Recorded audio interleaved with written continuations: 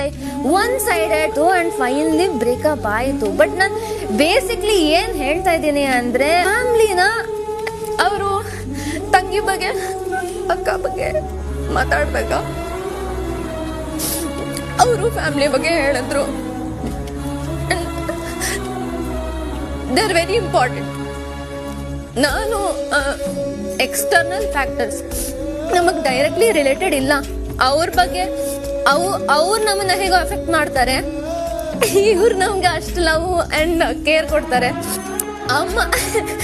ಅಮ್ಮಗೆ ನನಗೆ ಚಿಕ್ಕದಾಗಿ ಒಂದು ಏನಾದ್ರು ಆದ್ರೂ ಅವ್ರ ಕಾಲ್ ನಡ್ಗತ್ತೆ. ಲೈಕ್ ಏನು ಆದ್ರೆ ಅವ್ರು ನೋಡಕ್ಕೆ ಆಗಲ್ಲ.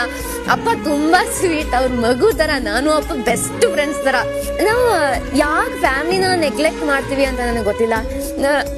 Like that's so sweet. ನಾನು ಈ ಇರಿಟೇಷನ್ ಎಲ್ಲ ಅವ್ರ ಮೇಲೆ ತೆಗಿತೀನಿ. I am so sorry. ಅಜ್ಜಿ ತುಂಬಾ ಸ್ವೀಟ್, ಅಂದ್ರೆ ನಮ್ಮ ಫ್ಯಾಮಿಲಿಗೆ ಬ್ಯಾಕ್ ಬೋನ್ ತರ ಅನ್ಬೋದು. ಯಾಕಂದ್ರೆ ಆ ಏಜ್ ಅಲ್ಲಿ ಅವರು ಲೈಫ್ ಲಾಂಗ್ ಬಿದ್ದಿದ್ದಾರೆ, ಲೈಫ್ ಲಾಂಗ್ ಏನೋ ಒಂದು ಸರ್ಜರಿ ಮಾಡ್ಕೊಂಡಿದ್ದಾರೆ. ನೀನು ಅವರು ನೀ ಆಪರೇಷನ್ ಮಾಡಿಸ್ಕೋಬೇಕು, ನಡಿಯಕ್ಕಾಗಲ್ಲ, ಬೆನ್ನುತ್ತೆ.